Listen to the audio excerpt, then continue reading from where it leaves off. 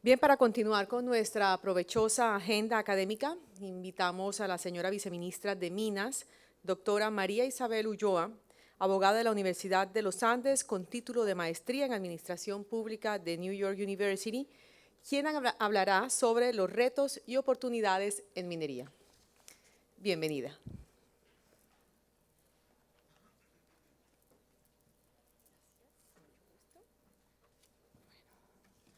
Muy buenas tardes a todos. Muy complacida de estar aquí con todos ustedes hablando un poco de minería para cambiar un poco de tema. Hoy tenemos muchas cosas de qué hablar sobre minería, retos, oportunidades y creo que sobre todo un futuro que estoy seguro que tenemos en la minería. Lo primero que hay que contar y afirmar es que la minería ha sido un sector importante para la economía colombiana y para Colombia. 2.1% del PIB representa este sector en promedio, representó en promedio entre los años 2010 y 2014. 17% de las exportaciones, 18% de la inversión extranjera directa y más de 8 billones en regalías sumados en estos 4 años. Esto en cifras suena muy importante, pero como lo digo cuando estoy en región hablando con gobernadores, alcaldes y sobre todo con las comunidades, esa cifra, esos 8 billones de pesos en regalías no es un monto pequeño. Este sector hace la diferencia en cuanto a la inversión que se puede generar. Para poner esto en cifras gruesas, en términos de lo que esa cifra implica en el presupuesto general de la nación, con esa cifra, por tener minería, explotación minera, podemos tener los recursos para financiar completamente 2 años del programa Familias en Acción.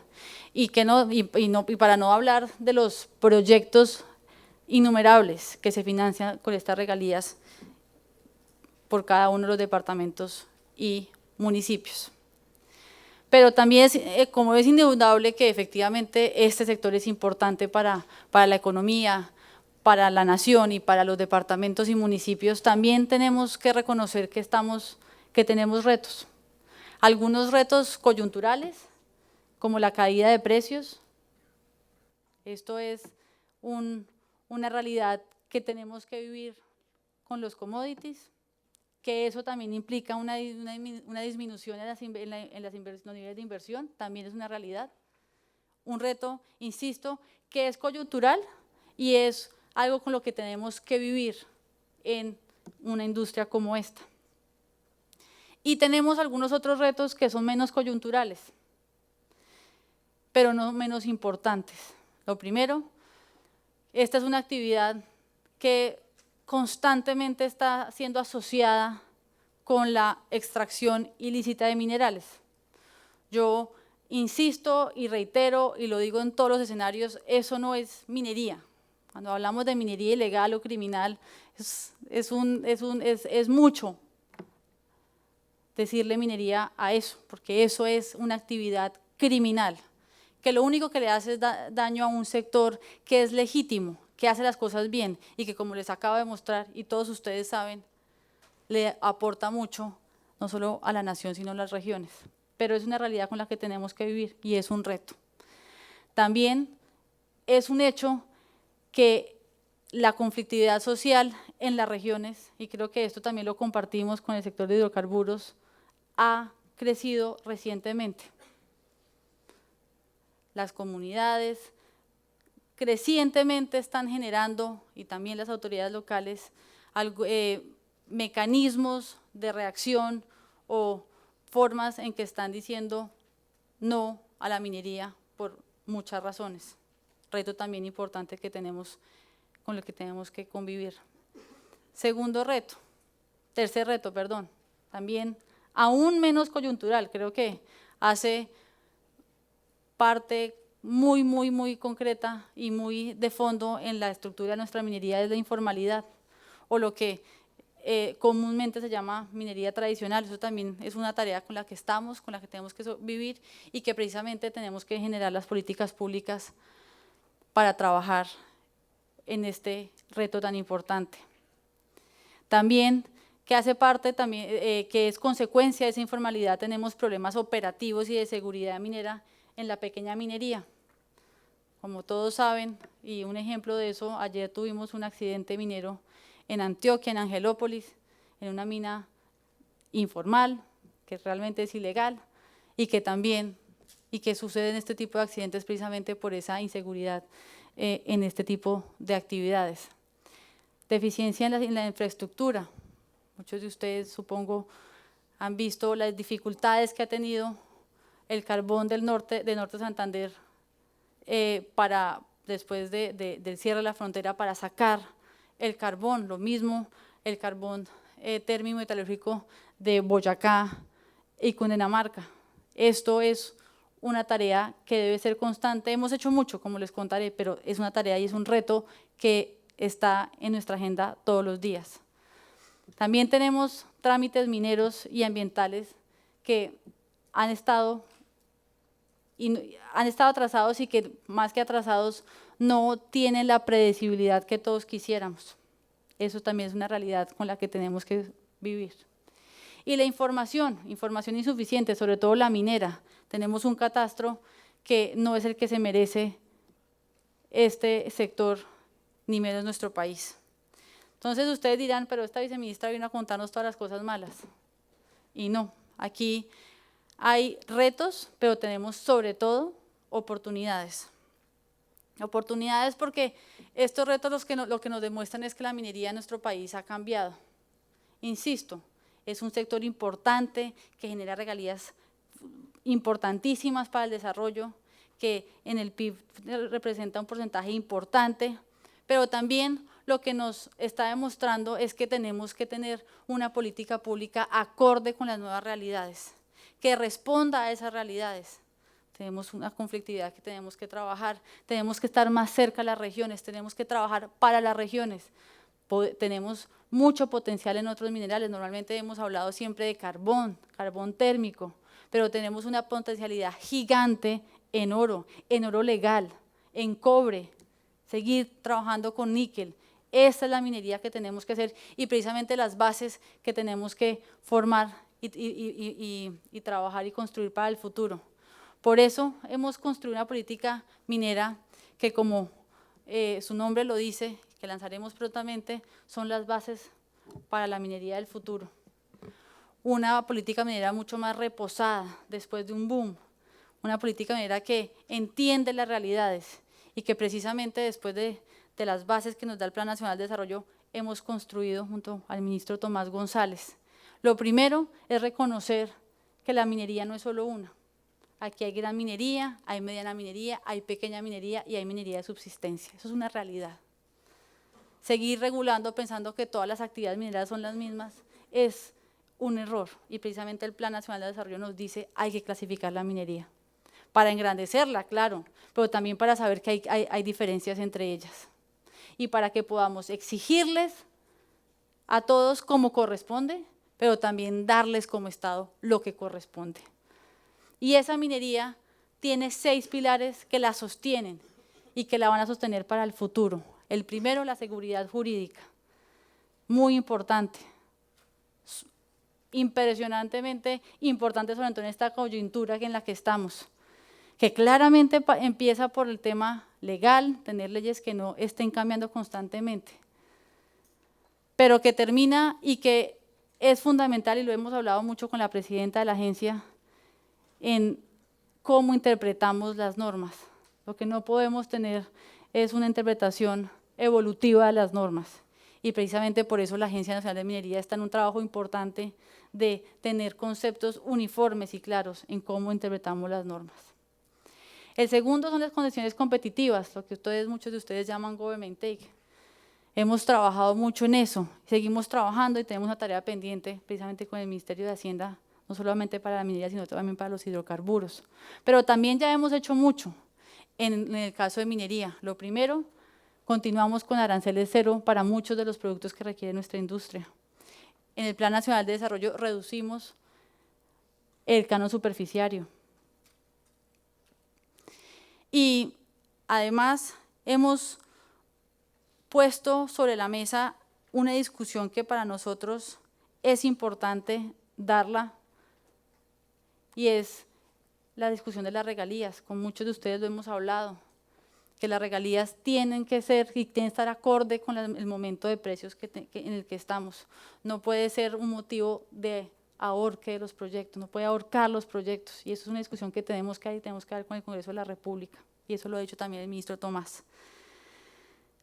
Con esto, insisto, queremos una minería competitiva, no solamente para la gran minería, porque mucha gente lo que dice, no, pues es que la competitividad es para los grandes, sí, pero también para los medianos y para los pequeños.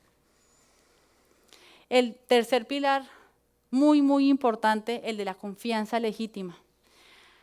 Y ese concepto suena etéreo muchas veces, pero precisamente entendiendo la realidad en la que está el sector, hemos construido un pilar que tiene 3 objetivos fundamentales. El primero, el de la coordinación entre las entidades del Estado.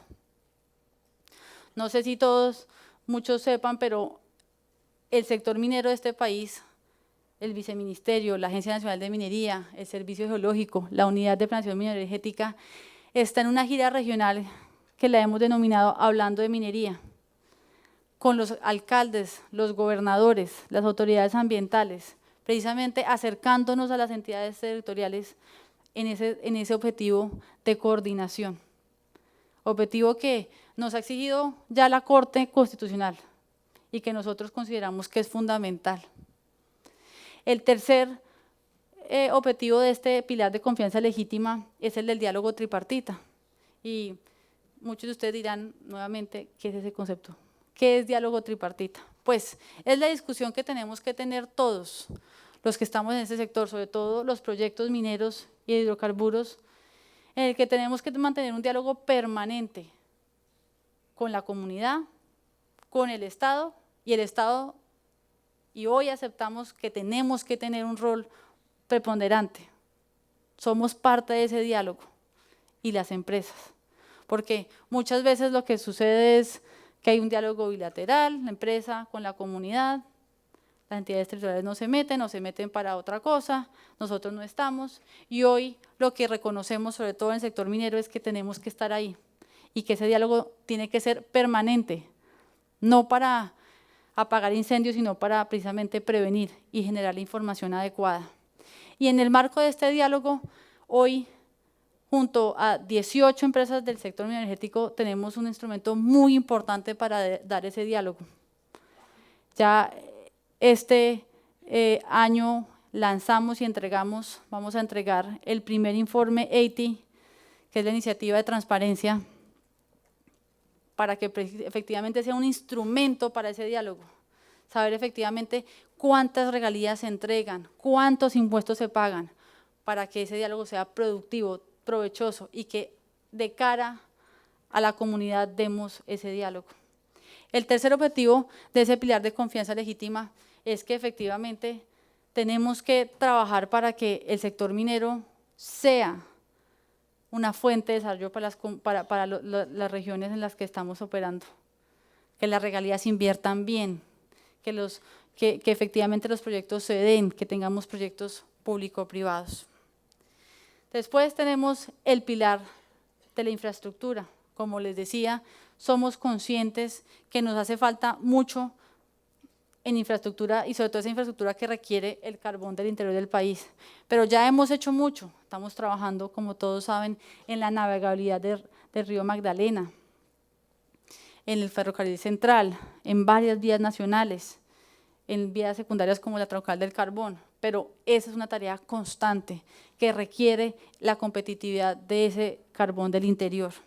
El quinto pilar es el de la información que empieza por la información geológica que nos provee el Servicio Geológico Colombiano, alcanzando una cifra nunca antes vista. En 4 años llegamos al 67% del conocimiento cartográfico, 44% del conocimiento geofísico, Estas cifras han sido una tarea importante y precisamente es una información que tenemos para el servicio de todos, la industria y los colombianos.